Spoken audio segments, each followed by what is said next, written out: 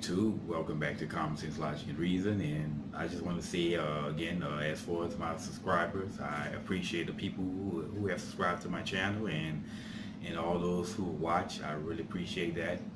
And I encourage that if you like other people you like what you're hearing, that you consider subscribing to the channel and like it and sharing with other people so we can spread the information, we can spread the truth. Anyway. Back in 2003, the National Center for Policy Analysts, the NCPA, they put out an article and it was entitled, How Not to Be Poor.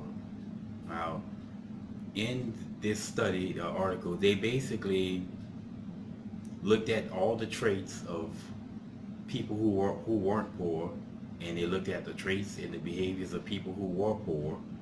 They did a compare and contrast between the both, saw the differences, the commonalities between those people who weren't poor and those people who were poor, and they broke it down to four different areas, four different categories, that is.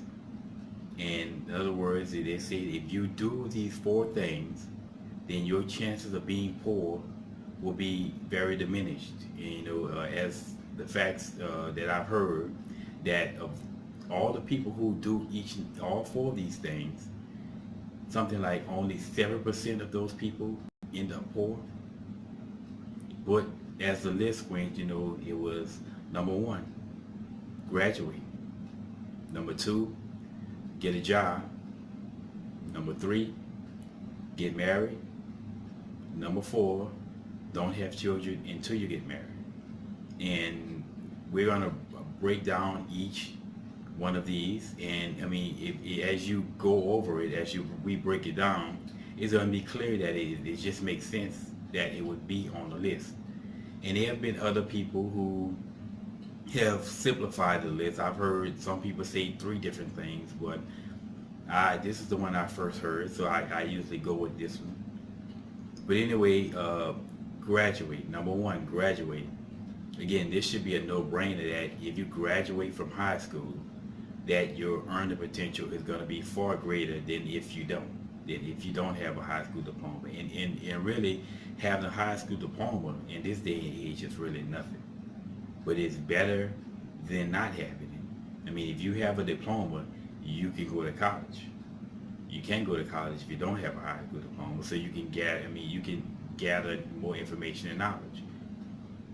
So the whole high school diploma thing, if we graduate from high school, it should be a no-brainer. Now, get a job.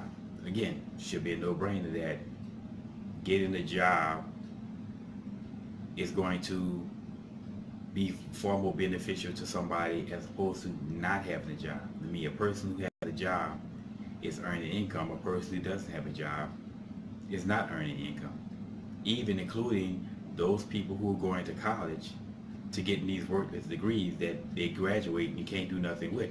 You'll be better off not going to college. You get those worthless degrees, you know what I'm saying, and incurring all the debt that's also associated with it when you could have been in the marketplace working and earning skills.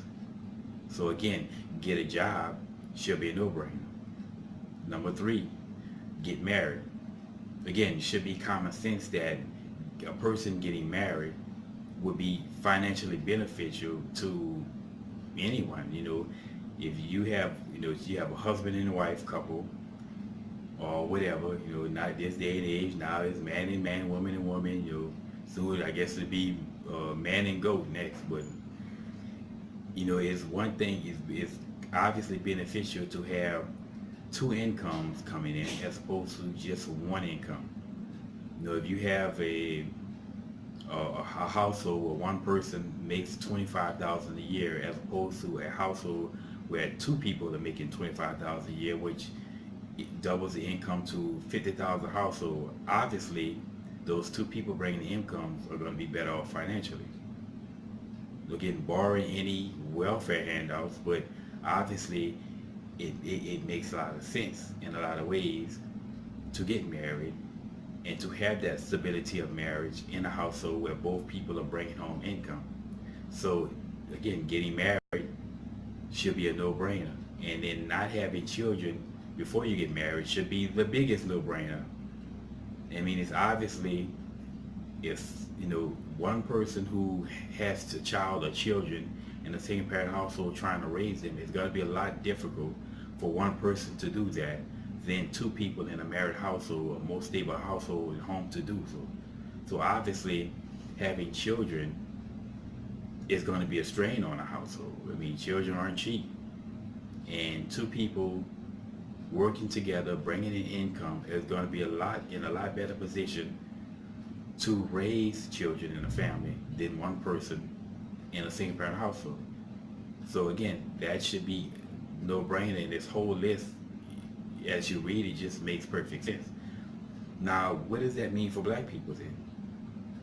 Well, let's look at the number one, graduate. Black people have some of the lowest graduation rates of all races. As a matter of fact, I believe only above Native Americans, and that's a different dynamic because they live on plantation. I mean, not plantations, but they live on the Indian reservations. So you're talking about a different dynamic. But black people, again, we are scraping the bottom of the barrel when it comes down to graduation rates. Obviously, that's going to have drastically impact upon blacks' earning potential. Number two, get a job. Well, black people have some of the highest unemployment rates. I believe also, I believe only Native Americans have a worse job rate, or perhaps maybe, if I remember, we probably scraping the bottom of the barrel in that. So if we have the highest unemployment rates, well, obviously black income per capita is going to be affected. Now I know what the race hustlers are going to say, well, ain't no opportunities. Well, how many of y'all are creating opportunities? If you believe that there is no opportunity and you cry about all this white flight, then why don't the hell you start businesses in the black community and you start employing people? Okay, if you want opportunity in the black community, you create it. But the fact of the matter is that black people we are scraping the bottom of the barrel, at the bottom of the barrel when it comes down to employment. Number three, get married. Again, black people have some of the worst marriage rates. But we also have, again, the highest out of wedlock birth rates, the highest rate of single parent households. But if marriage is an essential part in not being poor, and we have the highest unmarried rate, well, then that's going to, as well as getting a job and graduating, is going to have a negative impact amongst blacks, income per capita and ability to earn. And don't have children before you get married. Well, black folks have the highest out of wedlock birth rates. Okay, we have the highest rate of single parent households than any other race or group. So what does this list tell us? Well, income and earning potential in America has absolutely nothing at all to do with skin color. It has more to do with choices in behavior. Okay, the people who choose to or not choose to follow this list do it based upon their own choice and their own behavior. Right? And as we have seen and in fact showed that blacks, unfortunately, we choose to be the one group of race of people that are least likely to follow this list, and then we wonder why the income per capita of blacks is basically so low.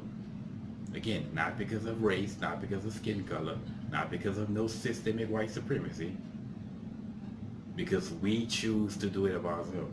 Again, there's nobody putting a gun to any black person's head, forcing him to not graduate, to drop out of school, forcing him to be unemployed, forcing him to not be married, and forcing anyone to have children out of wedlock. There's nobody putting a gun to anybody's head, forcing them to do that. We do that of our own selves, so it's our fault. But it all comes back to personal responsibility. something that we commonly deflect away from, blacks that is, the race hustlers, and that's obviously why they deflect away from it, because they can't cry racism, and it destroys the whole race narrative.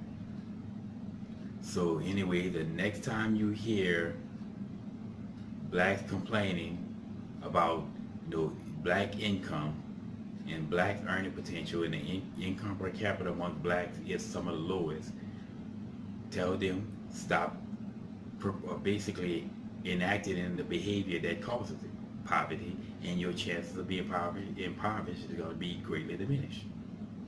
And as always, y'all, until next time.